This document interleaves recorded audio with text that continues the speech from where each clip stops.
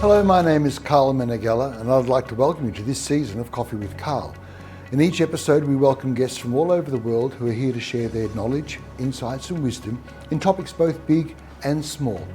Hopefully every episode will also have some tips, tools and takeaways that you can use to further your personal and your professional growth. So thank you very much for joining me in Coffee with Karl. Thank you.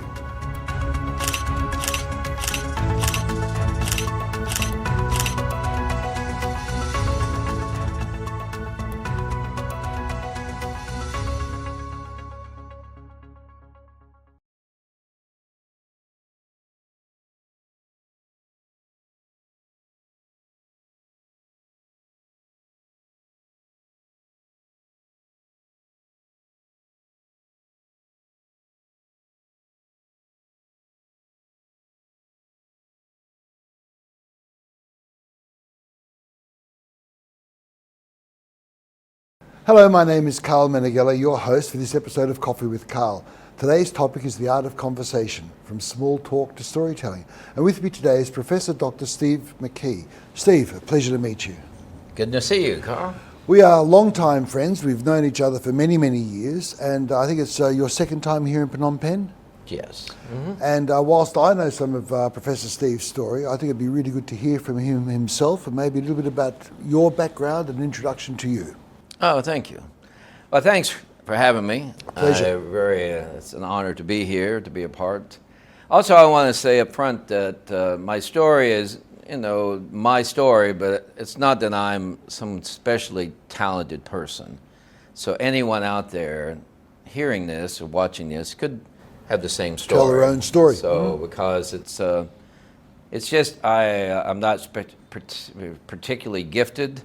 I'm intelligent, I'm hardworking, but anyone could be sitting here today. So I think that's a very strong message for our audience, that storytelling, we all have stories. You have stories, I have stories, Steve has stories, and telling it is a way to also practice your language, to practice your communication skills. So, Tell us your story. Well, I was born in southern Ohio. It's an area of America called Appalachia. Parts of West Virginia, Kentucky, Tennessee.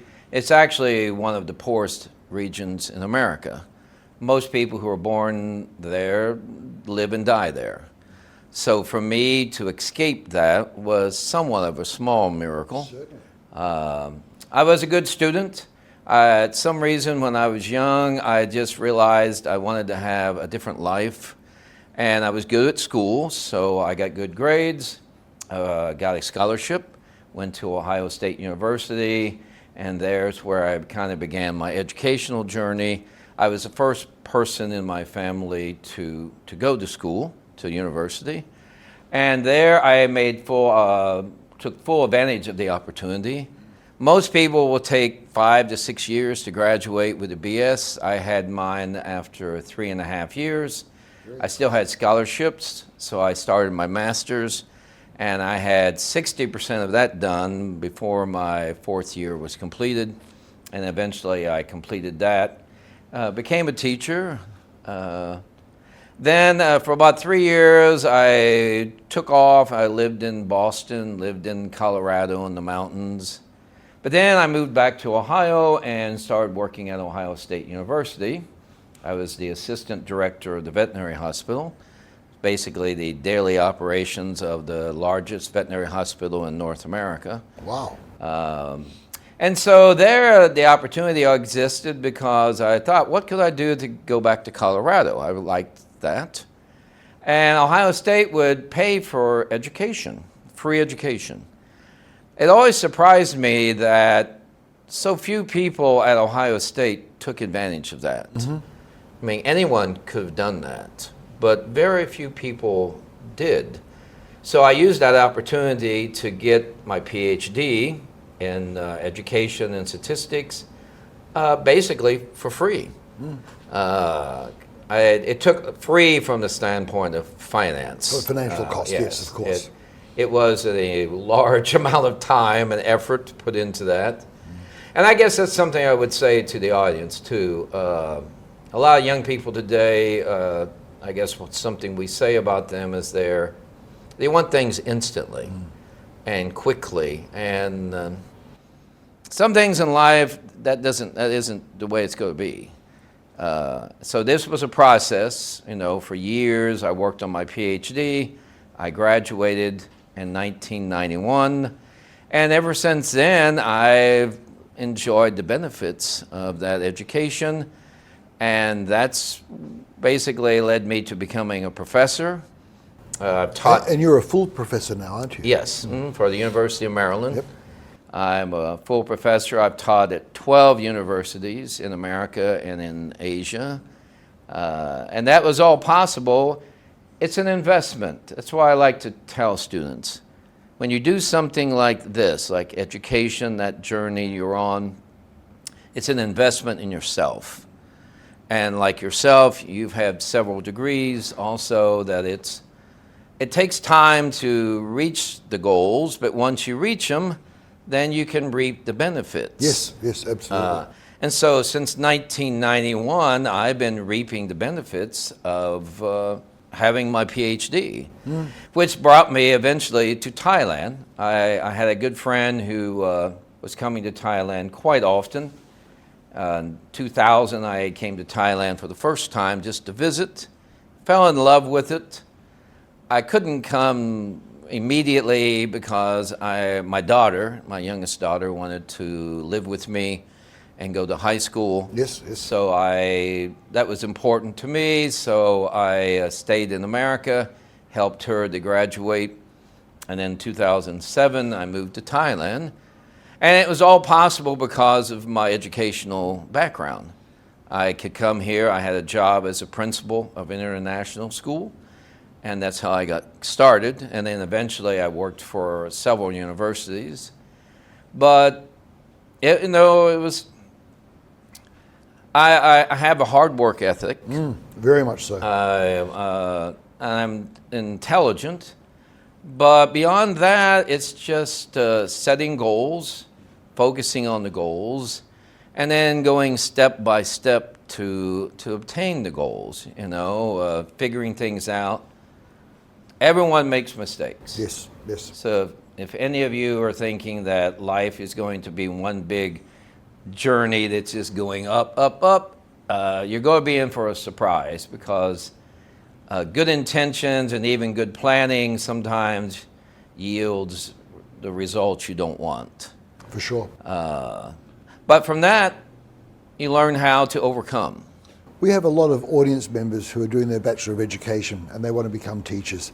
And I think there's a really good indication of how universal the demand for education is and how it opens doors for graduates, especially if they have English proficiency, because that is the language of inclusion worldwide.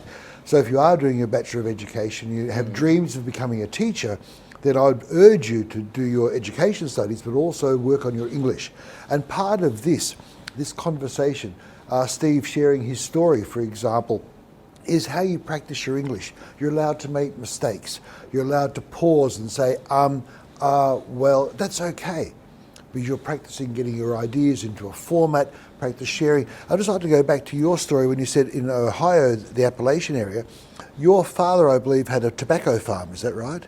Yes. My dad was a family farm. We had, chickens, cows. We had a dairy farm. We had tobacco. Typical family farm. Everything was pretty much on the farm. We had our own eggs. We had our own milk. Had our own garden. Doesn't really exist too much like that anymore. But again, my family was not rich. Yes. I mean, I look back at the pictures of the house now. I realize we were not a rich family. So that's the only way I could get to Ohio State was through scholarships. And people like to say, oh, you're so lucky. And it's not. There's a formula, which I believe, and it's L equals O plus P. Luck equals opportunity plus preparation. The luck, you might win the lottery. You might. You probably won't. But if it's not luck, it's hard work. And Steve, growing up in a small area of the poorest area in America, growing up and leaving the family farm was only through hard work and education. And now that's taken you've been to many, many countries, and I know you're living in Thailand. but I know you were teaching in Myanmar for a while. You've done visits to Korea and Japan and back to the States to visit your family, and now in Phnom Penh. And I think that's a testament to the universality of a Bachelor of Education, a Master of Education. It can take you anywhere. True. I think also for our audience, teaching has the ups and downs. There's frustrations, there's challenges, there's times of despair where you think, why don't these kids get it? Or you have behaviour problems, you might have things like classroom management problems, you might have administrators who don't care as much about the curriculum or care about you as a teacher. And that's fine, and you'll experience those. But there's also times of treasure, of triumphs, of changing people and changing the world. And maybe part of our storytelling, maybe if there's a story you'd like to share about perhaps one of your students. Yes. Well, you're right about the opportunity and basically preparation. So what you're doing now is preparing. Going to school, you're preparing yourself. So when the opportunity presents itself, you're ready. Then you're ready. Luck has very little to do with it, to be honest. You make your own luck. An example. I first moved to Thailand. I was looking the way to make some extra money, and so I put an ad in Craigslist to teach writing, to help with writing. I only did that once. I only received one reply, and it was from a student from Myanmar named Nadar. So we started meeting. She was wanting to write a book, so I was helping her with her writing and encouraging her. She went through some emotional things with boyfriends. Her brother was killed by the military in Myanmar. And so through that, we became actually very close friends. We've traveled a lot together. But I'm so proud of her. You talk about someone. Here's a lady from Myanmar, Mandalay, who basically came and started going to school in ABOC. She was frustrated there. She's studying nursing. And then she, through her own work and money, went to Hawaii, graduated with a degree in nursing there. Then she came to New Orleans. I was there with my son. I paid for her trip down. We traveled up through the States all the way up to Ohio. And up there, somehow she discovered that in Indiana, Fort Wayne, there was a community of Burmese people. So we went there one day. She met a lady who eventually offered her a job at a hospital, her first job. So after that, she then became a practitioner. She wanted to be able to help people by doctoring. She now has a degree in psychiatric medicine, and now she is attending Yale to become a PhD doctor in medicine.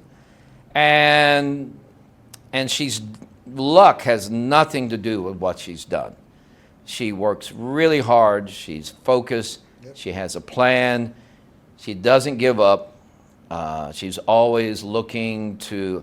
I'll be honest, I'm amazed. I'm amazed at how someone like her has accomplished so much. And I see it in your face. There's the pride of almost being a father. I think that's a really great testament to some of the joys of teaching. Oh, yes. I use the analogy with teaching that sometimes it's like farming. You plant the seeds as teachers. Oftentimes, those students then move on to other classes and you don't see them. You don't often see the harvest. Now, it's really special when those students come back to you and say, wow, the impact that you had on my life was amazing. I remember the classes you taught. And so, yeah, for Nadar, I've been very pivotal in helping her in her life and with things.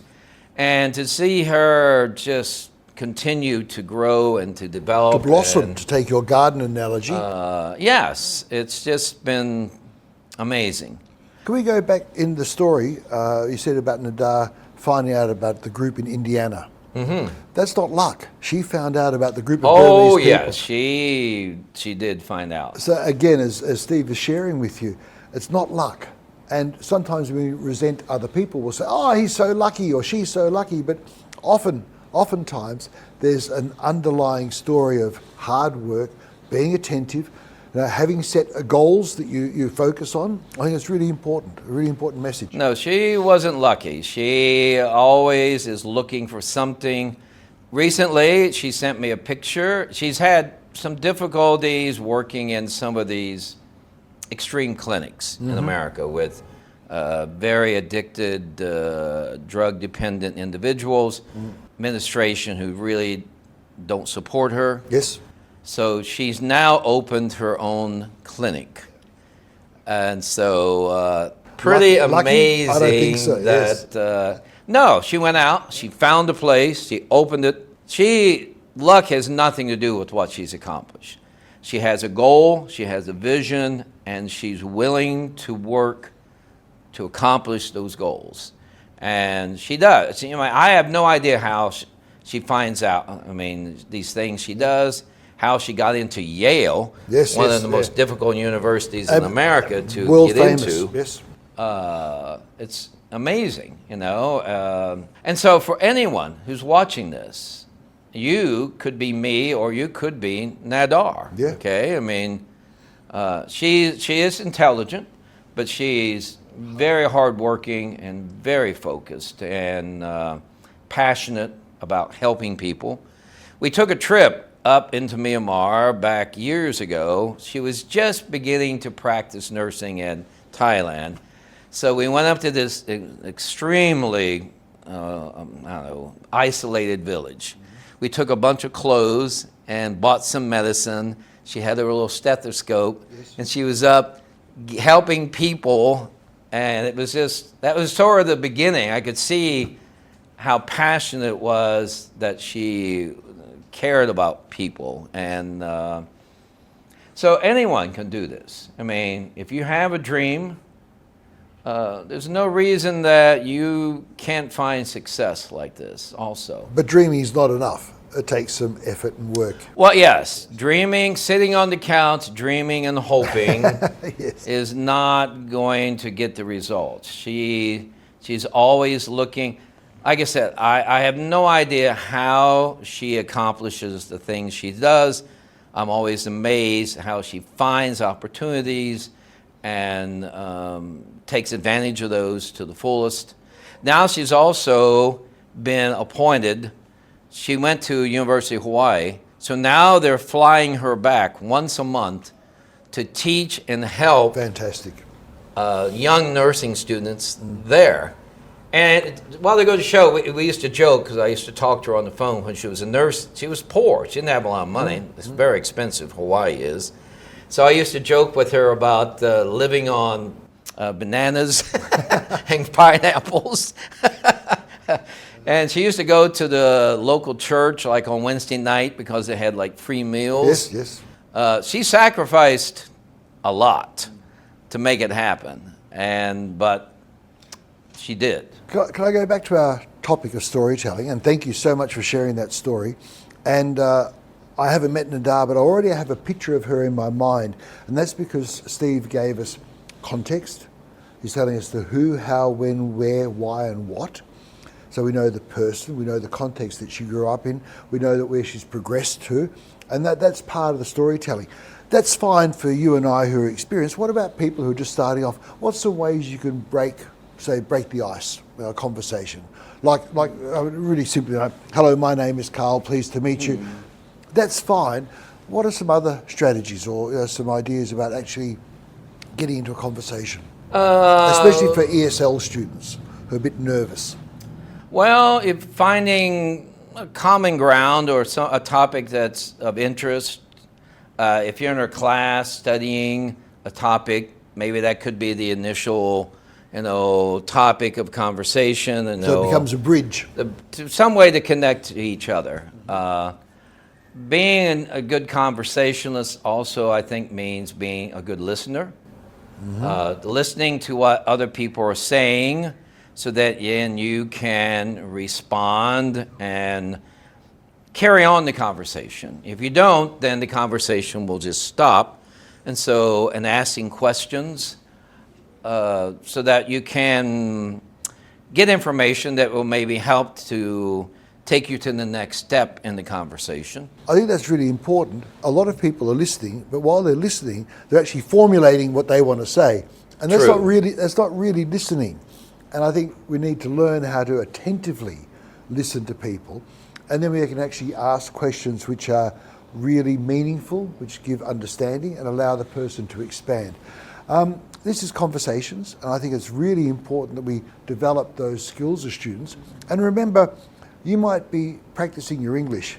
You already have at least one or two languages. You have your national language. A lot of you have a regional language, and those who live near a border might have the bordering country language. So a lot of English speakers, like Steve and myself, only have one language. We have English. We might have a smattering of other things, but be proud of what you do have, right? And people will forgive you the mistakes you make. You're allowed to have the the pauses, the mispronunciation. You're allowed to do that. Part of the challenge is to risk being a risk taker. You need to risk diving into the conversations. True. And practice. And practice, yes, absolutely. Most of my students, when I teach English, that's one of the problems they have. They really do not have the chance to practice. How would you suggest they practice? Well, often, if they're at an international university, I often tell the Thai students to seek out foreigners, because there are foreigners there, make Yes. friends with them. Simple listening to music, watching movies and TV shows, at least that helps you begin to understand language and conversation and Yes. develop your hearing. You talked before about shared interests, so maybe being proactive in your own self and joining clubs, for example. Oh, that's So true. If you play basketball or you play table tennis or you play chess, it doesn't have to be a sport, it could be a game, but you're going to find people who are like-minded, and that becomes that bridge again to start the conversations. Oh yeah, so you could go to gaming cafes and play games with people, or go to a sports establishment and watch football. I told one student that. He was a pilot, actually. He was 747, big Right, planes. yes, yes. And I told him, I said, you should go to and he loved British football. I said, you should go and sit there and converse. I said, you're a very interesting person, because you're a pilot of 747s. Not many people do that. Yes, yes. And so they would be interested, and you could just tell them, I'm trying to practice my English. And you could talk about football, Yep. obviously, that's a common interest, and gave him the chance to practice. So it could be anything else, music. Can we go back to practice for a second? Now, I've seen you play basketball, right? And I used to think, I'm so lucky. And I can remember you doing three-pointers. In fact, we'll stop and actually have a look at you playing basketball if we can stop for a couple of minutes, all right? So you'll enjoy this. So as you can see, Steve can score three-pointers over and over again. He's just there and swoosh. Incredible. Luck. No.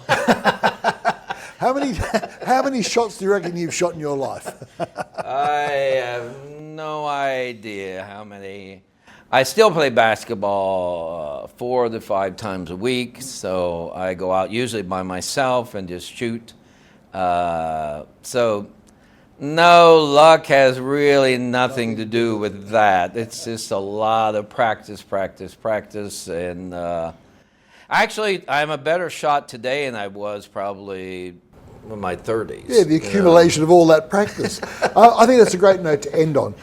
Seriously, get out there, be a risk taker and practice. You'll find the art of conversation becomes easier the more you practice. Steve, thank you so much for today. Thank you, sir. A pleasure. Thank you. And thank you for watching this episode. I'd like to thank you for joining me in this episode of Coffee with Karl. Hopefully the episode was a benefit in your personal and professional growth, and the tips, tools and takeaways will further help you. Thank you.